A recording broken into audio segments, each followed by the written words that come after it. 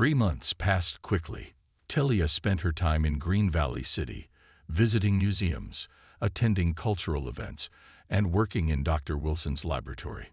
She learned much about Earth's plants and animals, but only those that thrived in controlled environments.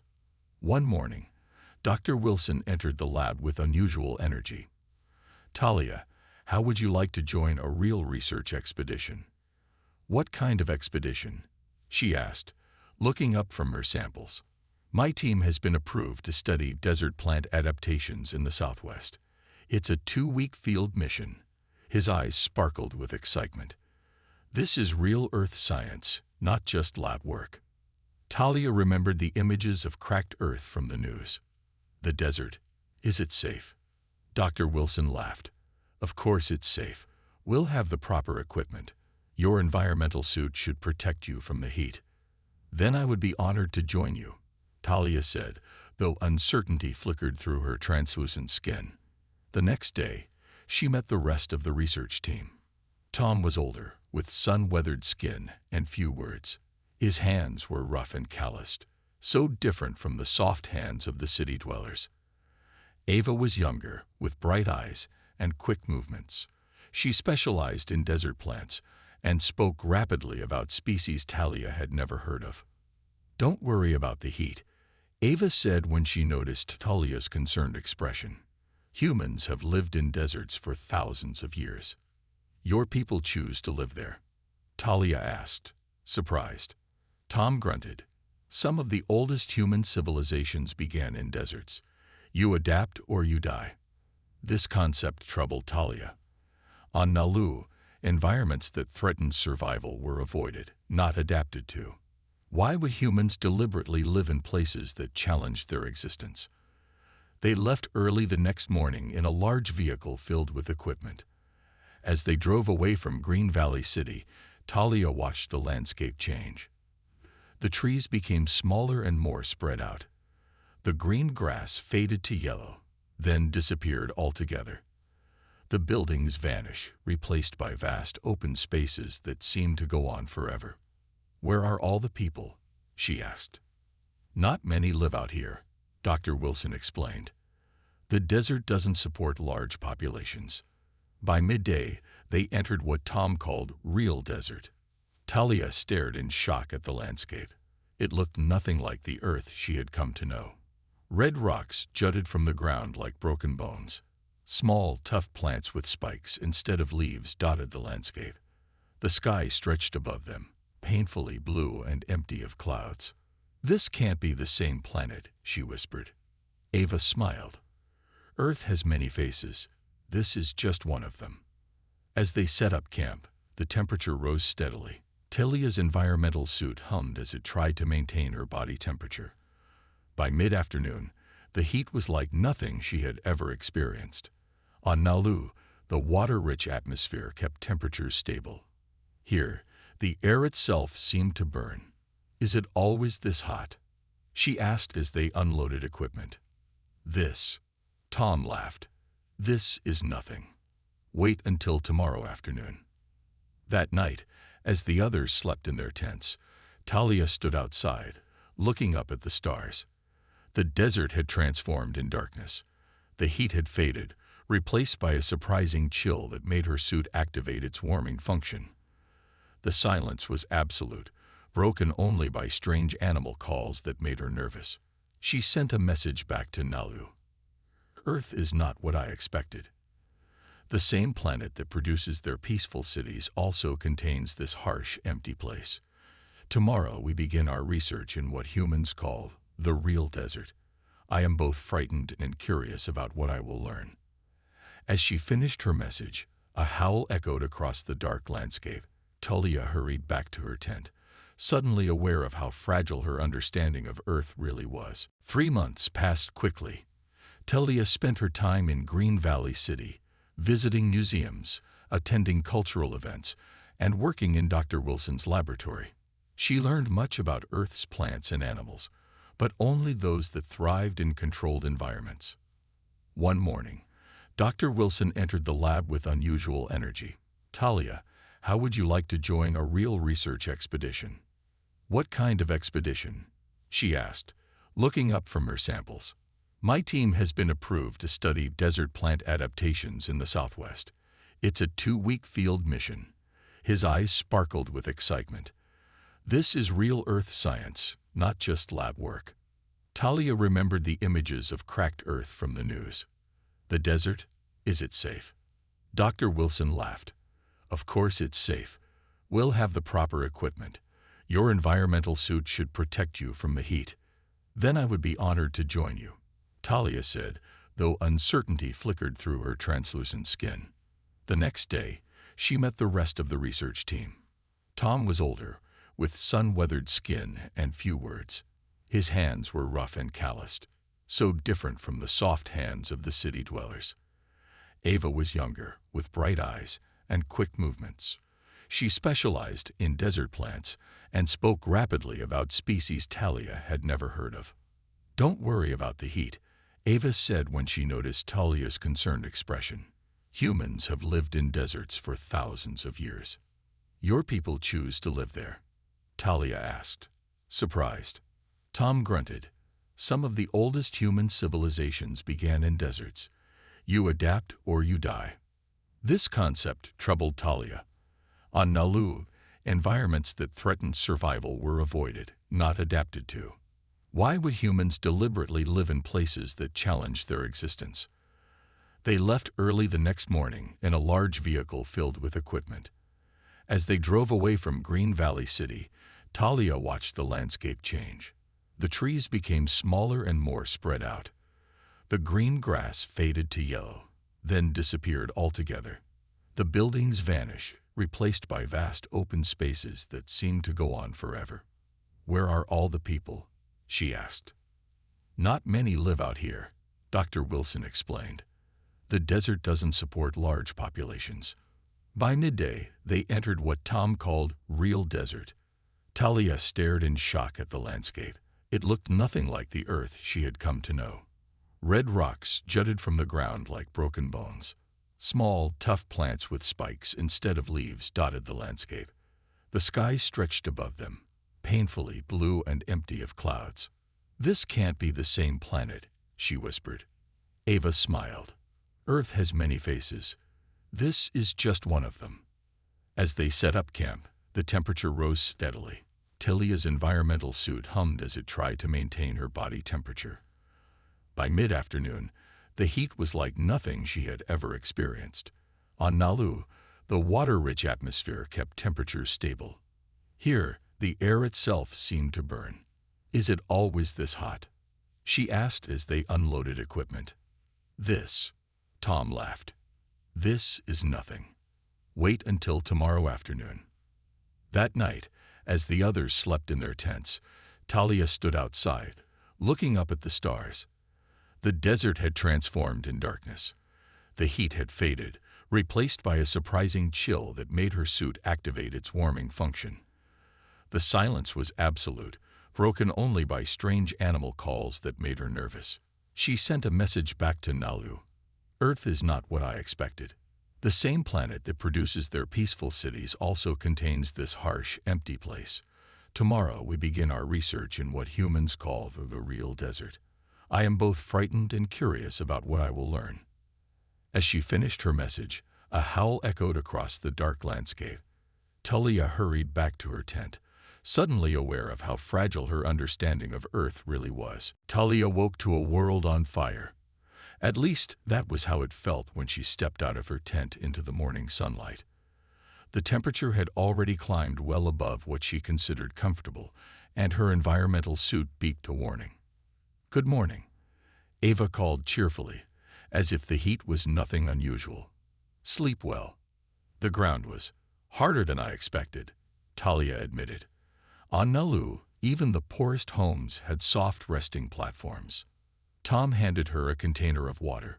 "Drink this, all of it, then fill it again." "Is that necessary?" Talia asked, looking at the large container. "Out here?" "Yes." Tom's expression was serious. Desert rule number 1, always have water. By mid-morning, they had set up their research equipment. Dr. Wilson explained their mission. to study how desert plants survived with so little water. Talia found herself fascinated despite the discomfort. These plants had evolved strategies that seemed almost impossible: roots that reached dozens of meters underground, leaves reduced to spines, the ability to store water for years. "These plants are warriors," she said, examining a cactus through her scanner. "That's a good way to put it." Dr. Wilson nodded. "Life here has to fight for every drop of water." As the sun climbed higher, the temperature rose past what Talia's translator identified as 110 degrees Fahrenheit. Her environmental suit began to struggle, its cooling systems overwhelmed by the intense heat. "My suit is malfunctioning," she called to Dr. Wilson, a note of panic in her voice. He came over quickly and examined the readouts. "It's not designed for this kind of heat.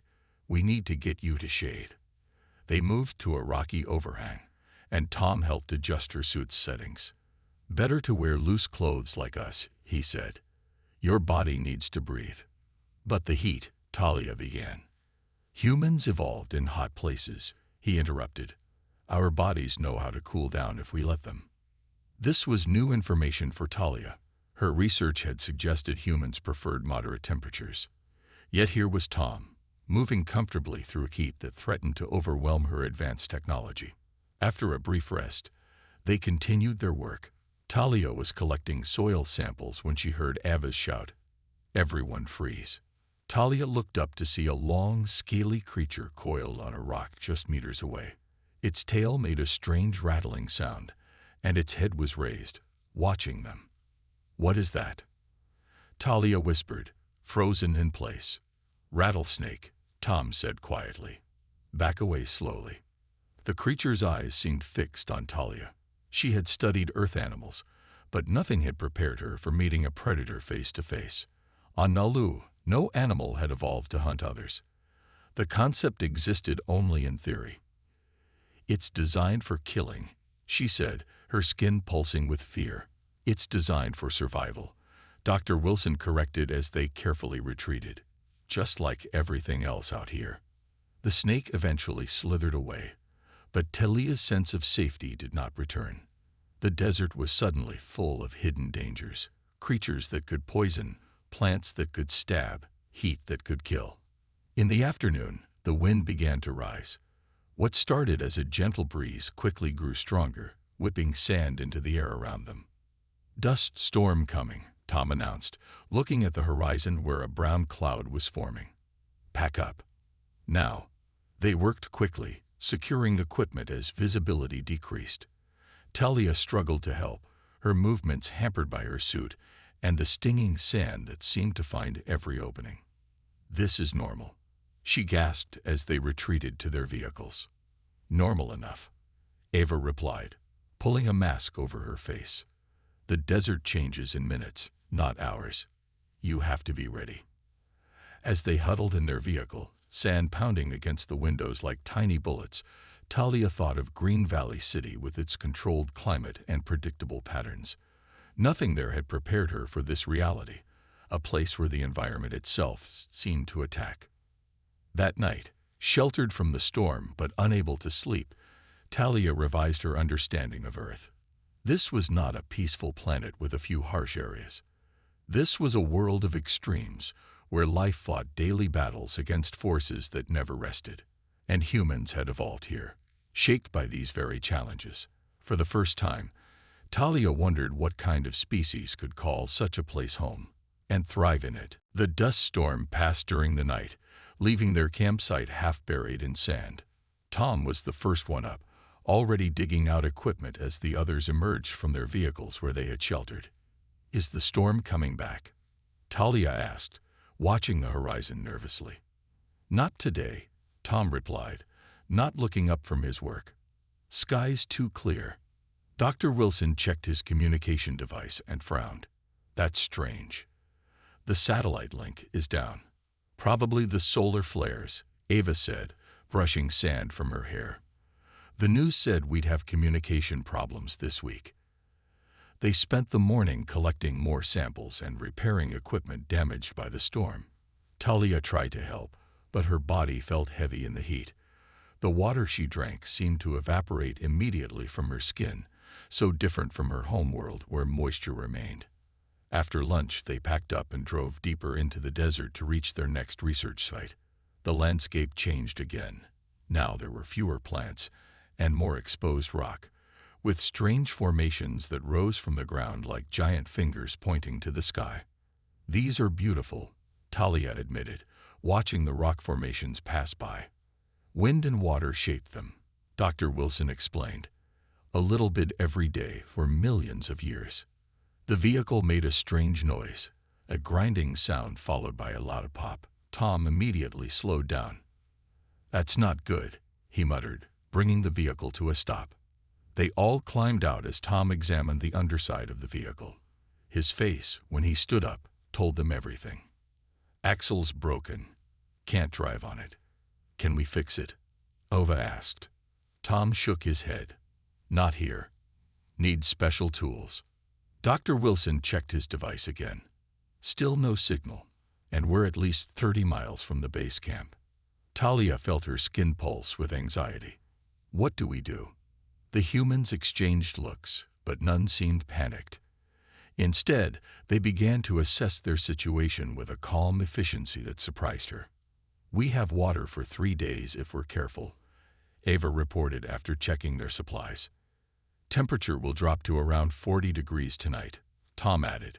"We need to decide, stay with the vehicle or walk out. Walking 30 miles in this heat." Talia's voice rose. "Is that even possible?" "Not during the day," Dr. Wilson said. "But at night, yes." They decided to wait until sunset, then begin walking toward the base camp.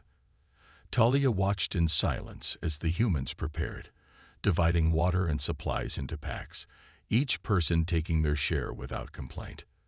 "You don't seem worried," she finally said to Tom as he adjusted her pack to fit her different body structure. "Being worried doesn't help you survive," he replied simply. "Being prepared does." As the sun set, they began their journey. The desert at night was a different world, still alien to Talia, but less hostile. The temperature dropped rapidly, and stars appeared in numbers she had never seen before, even in space travel. "So many," she whispered, looking up. "No city lights out here," Ava explained. "This is how humans saw the sky for most of our history." They walked in single file, Tom leading the way using only the starlight to guide them. The humans moved with surprising confidence in the darkness, their feet finding secure paths where Talia saw only shadows. After several hours, they stopped to rest. Talia's legs ached, and her breathing came in short gasps. "How do you do this?" she asked Dr. Wilson. "Your bodies aren't made for these conditions any more than mine." "No, but our ancestors walked out of places like this," he said. "For thousands of years, humans migrated across deserts, mountains, oceans, each generation adapting to whatever environment they found." Tom nodded. "My great-grandfather lived his whole life in the desert. No air conditioning, no running water, just knowledge passed down about how to read the land." "He taught you?" Talia asked. "Some. The rest I learned myself." Tom took a small sip of water. "Humans forget the old ways now, living in their climate-controlled cities. But the knowledge is still in us, just sleeping." As they continued their night journey, Talia began to see the humans differently. Their adaptability wasn't just technological. It was written in their bodies, their instincts, their history. Where her people had evolved in a gentle environment that rarely changed, humans had been forged by challenges like this desert, creating a species that could survive almost anywhere. For the first time, she felt a kind of respect that went beyond mere scientific interest. Dawn broke as they reached a small canyon. Tom suggested they rest during the hottest part of the day and continue their journey when the sun began to set again. "There might be water down there," he said, pointing to a narrow path that led into the canyon. "I can see some green plants." They made their way down carefully. The path was steep and loose rocks made footing treacherous. Talia moved slowly, her body not designed for this kind of terrain. On Nalu, the ground was soft and forgiving, not hard and sharp like here. At the bottom of the canyon, they found a small spring, just a trickle of water seeping from rock, but enough to refill one container. The humans took turns drinking directly from the source, cupping the precious liquid in their hands. "We should document the plant life here," Dr. Wilson said, his scientist's mind never resting even in their difficult situation. "It's a unique microenvironment." They split up to cover more ground. Talia followed a narrow path that led around a bend in the canyon. The walls rose high on either side, creating cool shadows. For the first time since entering the desert, she felt almost comfortable.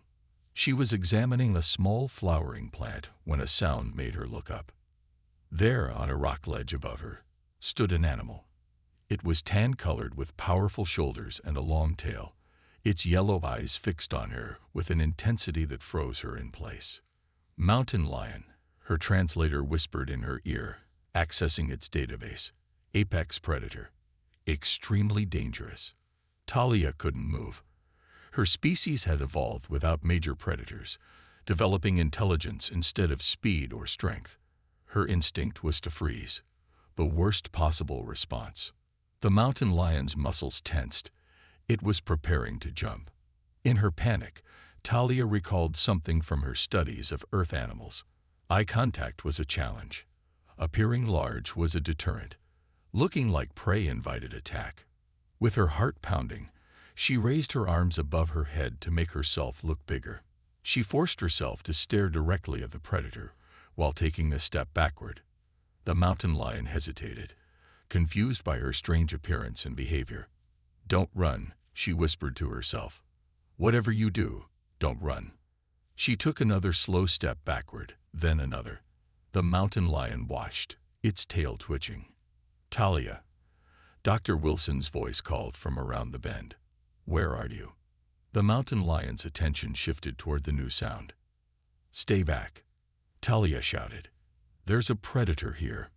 She heard rapid footsteps. Then Dr. Wilson appeared, holding a large stick. He immediately assessed the situation and moved beside Talia, raising the stick high. "Back away slowly," he told her quietly. "Keep your eyes on it, but don't stare directly." Together they retreated, step by careful step. The mountain lion watched them go, seemingly deciding they weren't worth the effort. After they turned the bend in the canyon, Talia's legs gave out and she sank to the ground. "You did well," Dr. Wilson said, helping her up. "Many humans would have panicked in that situation." "I almost did," she admitted, her skin still pulsing with fear colors. "Your world, it's full of creatures designed to kill." Dr. Wilson shook his head. "Not designed to kill, designed to survive. There's a difference." Tom and Ava found them moments later, alerted by their shouts. Tom examined the tracks left by the mountain lion and nodded with respect. "A big one. You're lucky. If we were home, I could have outswum it," Talia said. "But here, I'm slow and awkward. How do humans live with so many dangers?" "We adapt," Ava said simply.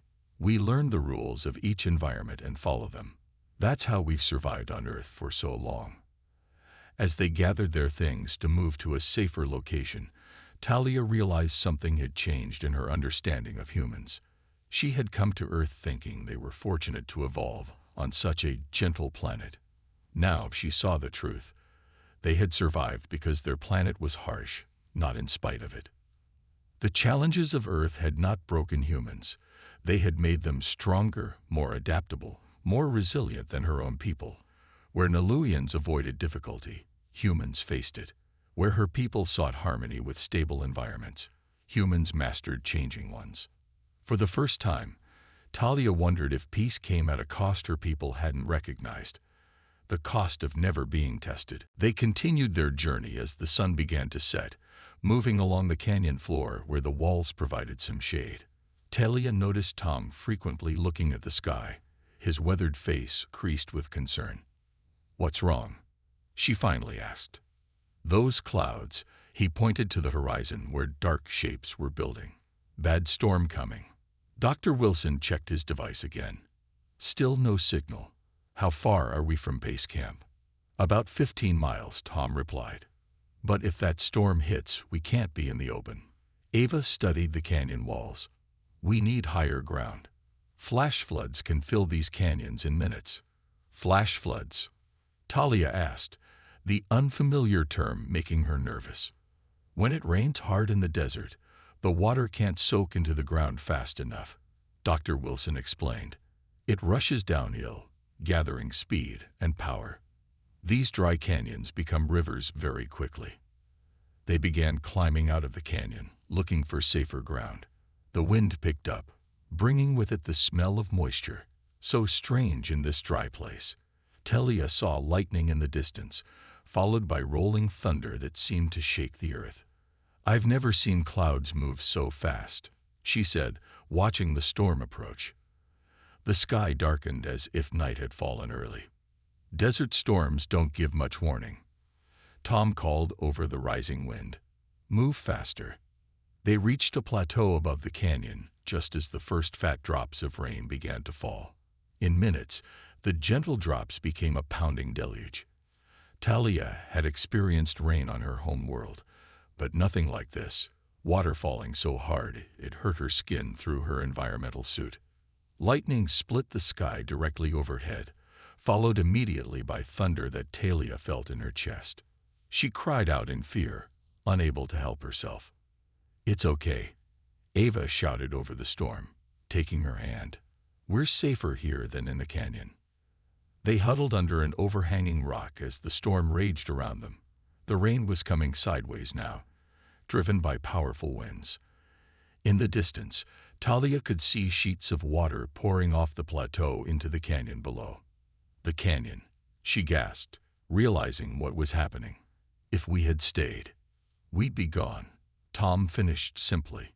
They watched as the narrow path they had climbed transformed into a waterfall, and the canyon floor below disappeared under a churning brown river that hadn't existed an hour before. Lightning continued to strike all around them, illuminating the landscape in brilliant flashes. Between the lightning and the thunder, Talia felt a strange sensation, a change in air pressure that her species was particularly sensitive to. Something's changing, she said. I can feel it. What do you mean? Dr. Wilson asked. Talia struggled to explain. On my world, we can sense pressure changes. It helps us predict water movements. I feel. She paused, concentrating. The storm is shifting, moving that way. She pointed east. Tom looked at her with new respect. She's right. The wind's changing direction. Over the next hour, Talia used her natural ability to track the storm's movement, predicting each shift before it happened.